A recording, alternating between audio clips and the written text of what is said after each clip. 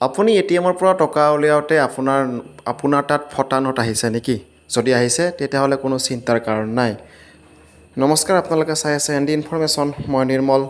বিমুদ্ৰাকৰণৰ পিছতে ATM card আৰু অনলাইন ধনৰ লেনদেন বৃদ্ধি পাইছে। কিন্তু তথাপিও নগদ ধনৰ প্ৰয়োজনীয়তাই এতিয়াও আছে, যাৰ ফলত এটিএমে নগদ ধনৰ উলিয়াব পৰা একমাত্ৰ সমল। কিন্তু সদায় এটিএমৰ পৰা নতুন নোট ওলাব বুলি কোনো নিশ্চয়তা নাই। কেতিয়াবা ফটা নোট এটিএমৰ পৰা ওলায়। এনে পৰিস্থিতিৰ সন্মুখীন হ'লে চিন্তিত হ'ব নালাগে। কিন্তু মনত ৰাখিব যে কেইটামান অতি সৰল পদক্ষেপত ফটা টকা সলাব পাৰে। কিন্তু তাৰ বাবে টকা উলিওৱাৰ সময়ত এটিএমৰ পৰা স্লিপ সংগ্ৰহ কৰিব লাগিব।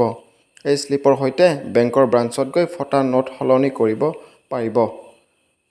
যদি কোনো গ্ৰাহকে এটিএমৰ পৰা ফটা নোটখন উলিয়ায়, তেন্তে ফটা নোটখন সলনি কৰিবলৈ গ্ৰাহকজনে বেংকৰ ব্ৰাঞ্চলৈ যাব লাগিব। বেংকৰ ব্ৰাঞ্চত টকা সলনি কৰিবলৈ গ্ৰাহকজনে এখন প্ৰ-পত্ৰ পূৰণ কৰিব লাগিব।